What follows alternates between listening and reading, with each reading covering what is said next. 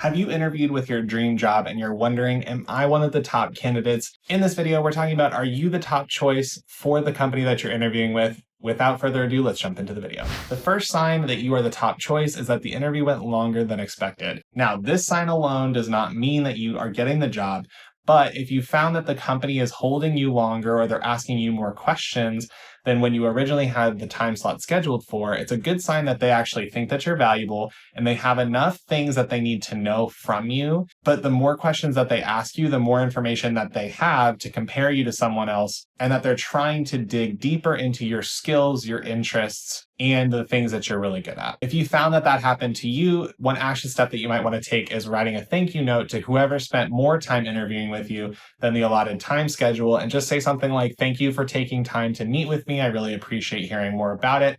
If you have any more questions or you want to chat with me again, let me know." Number 2 is that they talk about the future. Now, every employer is going to talk to you as if you are already going to be getting the position, because if you're in the interview, it means that they like you. But if they're talking about future steps, maybe it's something like, "I want you to meet this person on our team," or maybe it's putting you into a contextual situation and saying, "What would you do in this situation?"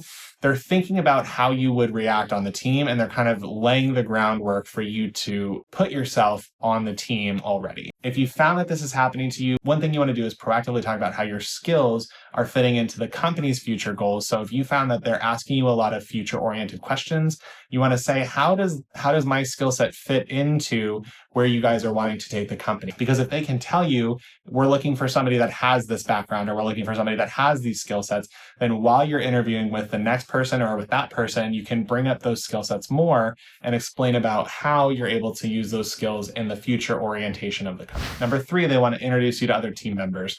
Now, sometimes this is part of the interviewing process. They'll say, "Here are the 4 people that you need to interview with," but I have found that a couple times if I've interviewed with a company and I walk through the office to go interview with someone, they bring me back out, but they say, "Oh, let me introduce you to this person and this person and this person." It means that they want their team to meet you so that when they talk about you in the future, then they can say, "What do you guys think of this person?" Or, "Is this somebody that you think you can work with?" So if that happens to you, one action step is you want to make sure that you're building rapport with the team members, but then the next time that you talk to the hiring manager or whoever brought you around to introduce them, make sure that you can talk about the people that you met, maybe in a context of saying, "Wow, it seems like person A is working on some really cool stuff. Can you tell me more about that?" Or, "It seems like this person is really passionate. I love to see that on a team." Just something to really kind of bring home the fact that you've met these people and you're trying to build a rapport as part of it. Number 4, you're asked about your availability. This is always something that a recruiter will ask. They'll ask you right away. They'll say, "When can you start?" But if you're having that conversation with the hiring manager and you're more than 2 or 3 interviews in, if they're starting to ask about your availability, it means that they're looking for when to offer you a position, and or if they can put you on hold and offer it to someone else. But usually if they ask you about your specific availability, it's a sign that you're one of the top contenders, because they want to know what your availability is to start in order to make decisions about who to offer the job to and at what point do they say, "We need to offer this today." An action step for you if this happens is to make sure that you're honest and upfront about your availability, but you also want to make sure that you know what your availability is before you get into an interview. If you're asked what your start date availability is, don't just say, "Oh, whenever you offer me the job." Make sure that you have an end date for when you would like these interviews to stop. So if you say something, if you're interviewing with a company and they say, "When can you start?" and you just say, "I'm available whenever," they don't really see the urgency in hiring you or offering you a position, so they might just keep interviewing other people. So you want to make sure that you have a realistic availability of a time window for when you can be hired or when you would plan on starting based on the current projects that you're working on with your current employer. Number 5, they discuss salaries and benefits without prompting you.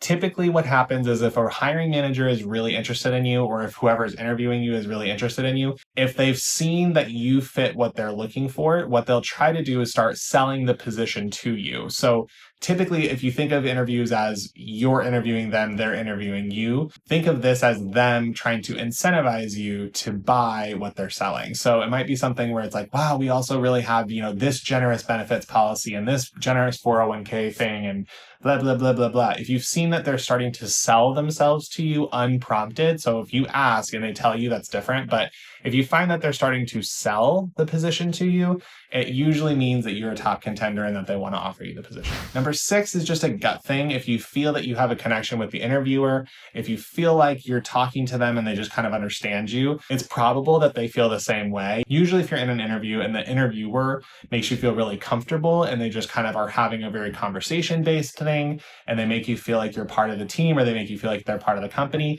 it's a really good indicator that they feel the same way about you. If you feel like if you're comfortable with them, they're most likely comfortable with you as well. And number 7 is that they follow up really quickly. Typically, follow-ups happen within days, I would say, so anywhere between 2 and 5 business days, typically. If you find that a company is following up immediately or as soon as you get into your car leaving the interview, they email you or you send them a thank you email and they get back to you within an hour, it's usually a really good indicator that you are one of the top choices for that company and that they really value you. If you've noticed that they are being really prompt with their communication, I would make sure that you are also thinking the same way. So if you found that you send them a thank you email and they get back to you within an hour, I would make sure that the next time that you communicate with them, that you're also as prompt as they were, maybe not within an hour, but just making sure that you're prioritizing their emails. Maybe you star or favorite their email address.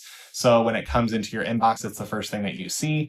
Things like that go a long ways, especially if they're showing interest in you and you're able to reciprocate and say, I'm being prompt with you as well. And if you've gone through all the interviews and you're wondering if you got the job, check out this video that I made about signs that you got the job after the interview. And with that, I will see you on the next one.